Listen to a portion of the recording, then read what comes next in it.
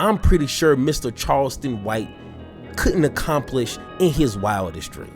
Okay, now this is not me hating on Mr. Charleston White. I honestly don't know nothing about him, and I'm pretty sure I can bet my last dollar that he hasn't accomplished anything as close, a fraction of what Martin Luther King did in his lifetime.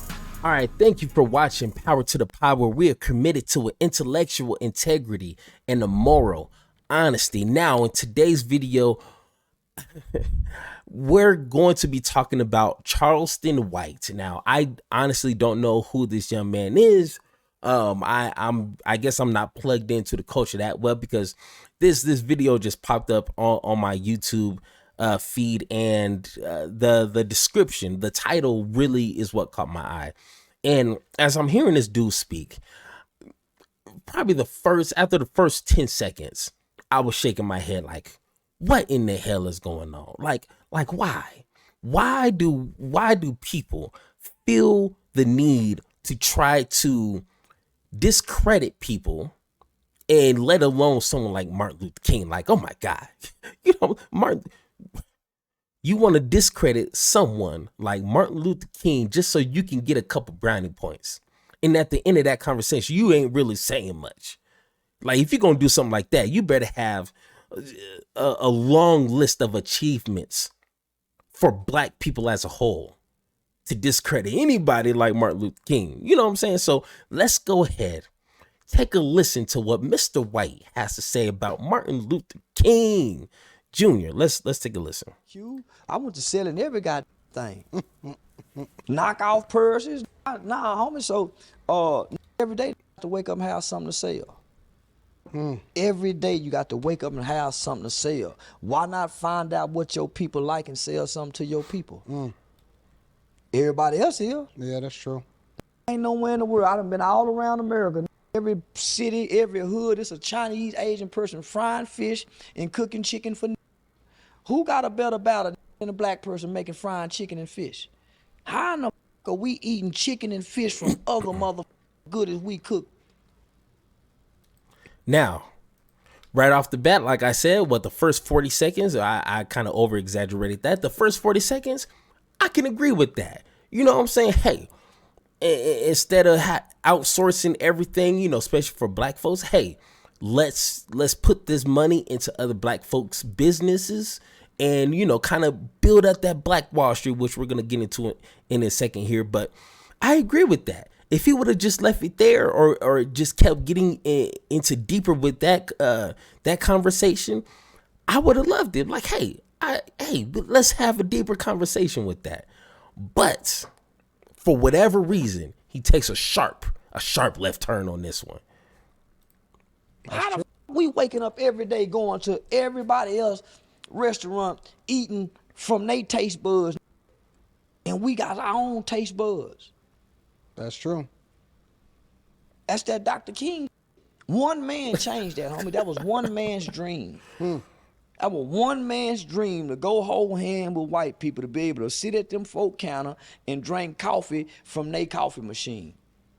That was one man's dream. Why do you think that Black people bought into that? Well, they didn't. The youth followed that dream. The elders rejected. Go watch the. Okay. Well, okay.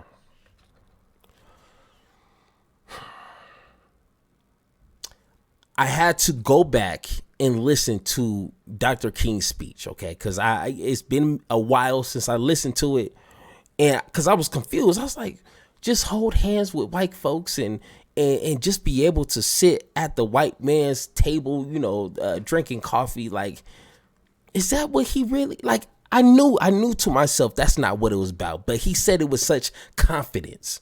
You know what I'm saying? Mr. White said it with such confidence. Maybe I was confused. So I went back and I listened to it. And it had me thinking, what in the hell what are you thinking? First off, if you just took the 20 minutes to listen to that speech that Dr. King said, it was more than just being able to drink coffee from the white man's coffee pot. It was more than just holding hands with the white. Like,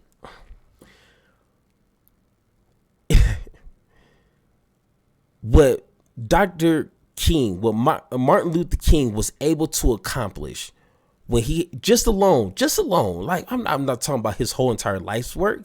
I'm talking about the Million Man March, how he was able to accomplish that. I'm pretty sure Mr. Charleston White couldn't accomplish in his wildest dream. Okay. Now this is not me hating on Mr. Charleston White. I honestly don't know nothing about him. And I'm pretty sure I can bet my last dollar that he hasn't accomplished anything as close, a fraction of what Martin Luther King did in his lifetime. Not even nowhere close. To gather 1 million black folks, well, it was probably some white folks, but just to gather 1 million people in one place is a challenge. People can't even get 1 million subscribers on YouTube. And that's just people across the world on their mobile device. But to get 1 million people to gather in one spot to hear you speak. When was the last time Mr. White has done that? Gathered 1 million people. Hitchhiking hundreds of miles away. People rollerblading to hear Martin Luther King speak. And he wants to say, oh, it was just the youth. Are we watching the same video? It's confusing, but let's go ahead and maybe he'll enlighten me with what he's getting into. I don't know. Maybe I'm missing The something. movie The Butler. Go back and you gotta look behind the scenes and go back and watch the movie The Butler. People mad them up. They son for to go down south and involve themselves in that revolutionary. And it was with Dr. King. It wasn't with the Black Panthers. It was a big pushback, homie. Black people didn't like Dr. King at first. No, they. I know that. The elders, the youth bought into it. Why do you think so many young people was joining in on them lunch counter marches, getting their kicked, beat upside the head, just to be able to sit at a white man's table? Man, get y'all out of there before you get your eye put out. Let's go back and sit at Muddy Hill spot. Now we can't find no Muddy Hill spots nowhere no more. But we all like to go eat his steak. Yeah. Man, our elders live into the 80s and the 90s and the 100s eating pork. They didn't eat beef. That is true. All right. So now they're about to get into some whole nother conversation, but I need to get out my thoughts here.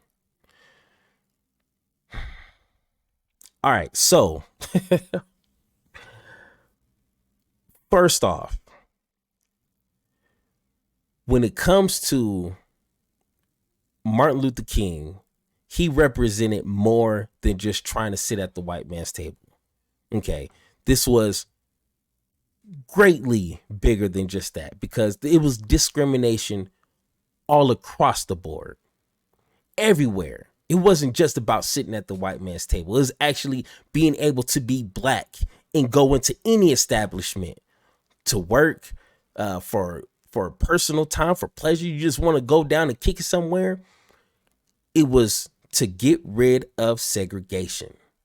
Simple as that. So for him to keep saying sitting at the white man's table, it was like just to sit at any table I want. That simple. Not the white man. No, come on. Disingenuous there. Now, when it comes to his main issue, black folks did have their and it wasn't just Black Wall Street. It was other places in other states, but Black Wall Street is a good example. It was black money being made and going back into black businesses, essentially. And that's what made Black Wall Street so successful. That's what made Black Wall Street the pinnacle of black excellence. And like I said, it was other places just like that, but Black Wall Street, that was the place to be. Got destroyed. Why did it get destroyed? Because jealous, hateful white people. Not all of them, but we know the ones. We know the ones. They destroyed it. If it wasn't for people like Martin Luther King, they would have continued to this day to destroy black establishments. All right. To get back to that place, to answer his question, it's not Martin Luther King's fault. It's weird that I'm trying to defend Martin Luther King from his main point, which is how come black folks ain't spending their money at black businesses. My biggest issue with making that happen is one, this entertainment pipeline. That's the best phrase I could come up with it. The entertainment pipeline. And I can speak for myself. I'm a prime example. As a young kid, I didn't want to be no doctor. I didn't want to be no lawyer. I didn't want to be no activist. No, I wanted to be an entertainer, a football player, a basketball player, a singer, a rapper. I wanted to dance, to act. I wanted to be in the entertainment business. Mainly, that's black people's fault. Because that seems to be what everybody is pursuing, and that seems to be the quickest way to get money. If you want to open up your own shop, guess what? That takes time. That takes educating yourself. You might have to go to school for that. You're not going to get money extremely quick. You're not going to be popular. Yeah, there's a few people, but you're 9 times out of 10, you're not going to be a celebrity owning your own chicken shop. You know what I'm saying? People my age didn't want that, don't want that. We want the quick money. We want to be famous. We want to be well known. We want to be traveling the world. I'm not thinking about starting my own restaurant. I'm not thinking about being a lawyer. I'm not thinking about starting my own business. I want to be in entertainment. To me, if we can broaden our horizon, explain to the younger generation, explain to my kids like, hey, it's more than just being an entertainer. Start your own business. It's not going to be fun at first. It's going to take a lot of discipline. It's going to take a lot of failing. It's going to take a lot of you just put your nose to the ground and working, but you could get something out of it. To me, that's problem number one. Problem number two, black folks, most black folks do not want to put their money into anything else that doesn't benefit them.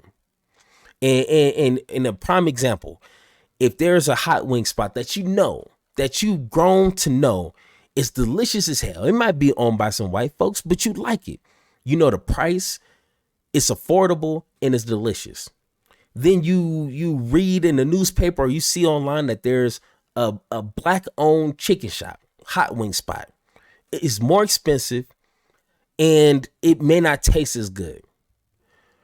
How many black people are going to purposely buy the black owned chicken shop by paying more and not have the highest quality over the white man's hot wings? No, the quality, them paying more, and the inconvenience is all that most people is worried about. It's not even a black thing. They're not worried about, oh, this is black owned, so let me just purposely spend my money here because it's black owned. No, maybe that worked in the 80s and the 70s, but today, brothers ain't worried about that. Now, should they? Of course. But like I said, 9 times out of 10, if it's not benefiting them, if it's not more of a convenience for them, if they have to pay a little more, if they have to sacrifice in any way, shape, or form, they're not going to get involved, no matter what skin color you is. That's simple. Now, like I said, there's an instance with myself. I was walking out of a Walmart and there was this young black man selling some like colognes. And I'm not a cologne guy. I work in a warehouse. You know what I'm saying? I ain't trying to smell all good for, dudes around me. And I've never been a cologne guy. Hey, soap, water, and the lotion scent is good enough for me. You know what I'm saying? But he was like, hey, can I interest you in some, this and this and this? The one time I was like, you know what? I'm going to get this for you. Because he's a young black man. He, it's a little cold outside. I was like, you know what? I think his biggest deal was like $40 for 4 things. I was like, hey, let me get that.